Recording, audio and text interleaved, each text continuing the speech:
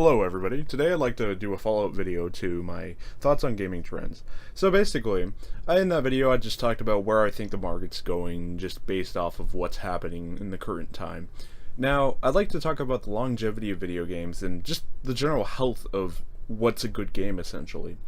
Basically, today I'd like to start with the topic of single player versus multiplayer experiences. Okay, so right now, as you can see, just go to Twitch, you go to YouTube, basically any sort of mass media where you can watch videos, you will see that, of course, multiplayer games are very popular. That's a given.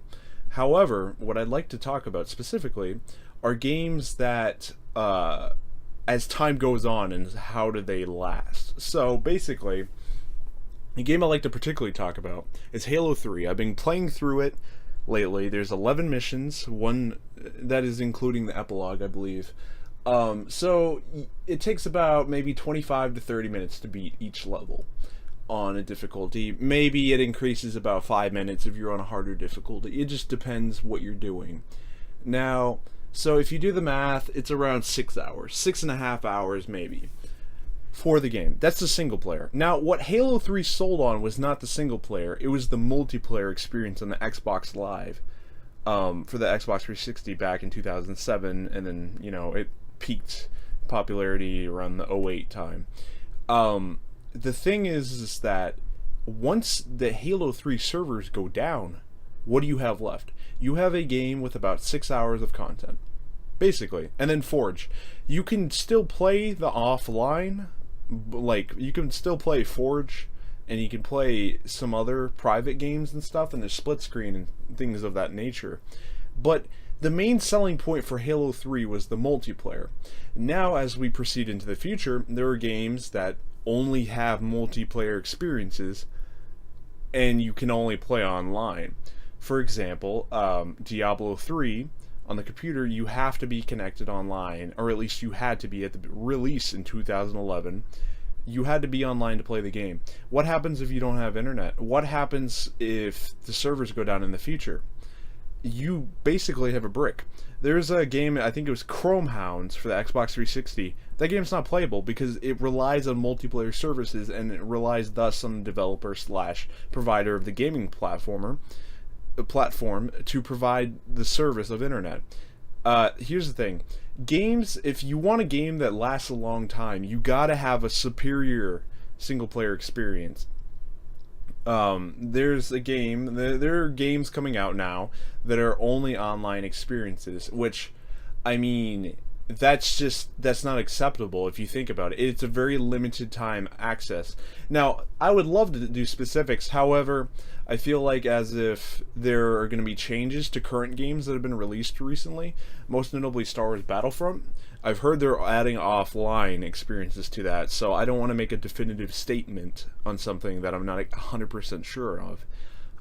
Even if it is in my opinion, because of course people can misconstrue things in a soundbite, or particularly just an opinion piece that might not be true.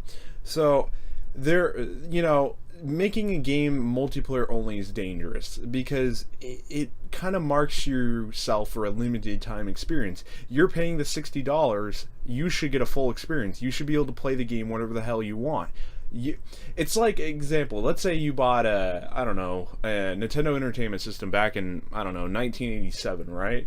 What if that Nintendo Entertainment System had an online feature so you could only play games until, 1999?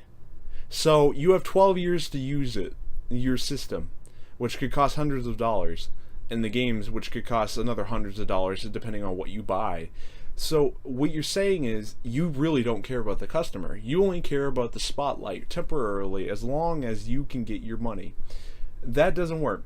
See, right now it's very popular in games like MOABs, like Dota 2, Smite, and then you got League of Legends, or the three main ones, and then you got like Hearthstone and a few others. But the thing is with those is that's a fad. It really is, like, because they've been popular since around 2011 is when the MOABs really started kicking off. It's been around 5 years now, and you know, eventually people are going to move on. I mean, you even look at virtual reality. You can't really play a MOAB in virtual reality. So it begs the question is, what the heck do you draw back on? It's single player games. Now, there's one aspect of gaming that I really dislike that's become recently, is that they've removed essentially all split screen to video games now. You cannot be in the same house with somebody and play a video game on split screen anymore. That's just not an essential feature that people consider in their games now. And that's a problem, because what if I want to invite a friend over to play? I can't do that anymore. I have to connect online or be in a separate room or even have two TVs right next to each other. That's silly. That's obnoxious. So it begs the question, longevity of a good game. So Halo 3 has a good campaign. It's engaging, but I mean, I feel like maybe if they would have allocated some resources towards the story, perhaps they could have added something extra.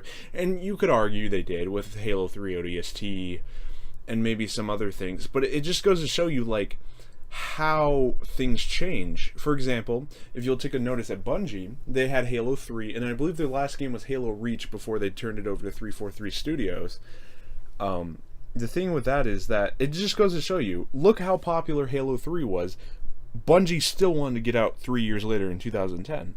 So it just goes to show you that to create a great game, you need to have an amazing single player. An online experience is the secondary thing. Now, it may pass with the younger generations, of course, this multiplayer only experience, but people are eventually going to get pissed off because they're going to buy these games, and in 3-4 years now, the line, they're not going to be able to play their game that they bought. You know, I mean, I guess that doesn't rub most people the wrong way, but I mean, you're paying your hard-earned money to do this, and you're basically losing. You're buying bricks, essentially. So it's just something I've noticed. The second thing is, I noticed that there's a lot of interesting things happening when it comes to laws, when it comes to video games recently. Particularly with it comes to copyright laws and just the way in which people deal with things. For example, recently I had watched a Total Biscuits video when dealing with the controversy, I guess you could say, the quibble of there's a reviewer, I think I'm gonna leave it in the description, but basically he did a review on a game, and the developer of the game made changes to the game after the release date. So they added a patch. Okay, so they added a patch. They apparently fixed issues that this said critique had of the game. Now, here's the thing. This is where it comes down to, and this comes back to my older argument, which is patches don't work for people who don't have internet. There is a large amount of people, even in the United States, even in a lot of first world countries, that do not have internet. Like, that's still a thing, or their internet is it's low tier. It's not fast. Maybe around 3 megabits per second, perhaps. So we're heading in a situation where people are buying games and they don't connect online, and they're buying a broken game. And yeah, maybe the fix is just a couple patches away. However, you're selling a full product. You're not selling a partial product in order to sell things. See, that's my issue with episodic gaming, is that they release one episode, and that's all dandy and stuff, but why don't you release the whole thing? Is it because you're coming up with the game on the fly? That sounds almost as if it's a comic or something. You're coming up with the story as you go along. That's rather worrisome if you consider all the things. Or that, or you're trying to milk some money out of people, which you're trying to keep a continued interest, which makes sense in the business sense, but it's scummy though, because it can backlash. Let's say your first episode is crap. Then nobody's going to buy your following episodes because they don't want crap. They want decent games. So it's just something to ponder. I thought I'd do a follow-up video. Thanks for watching, guys, and I'd love to see your comments and below, and thanks for watching. Have a nice day.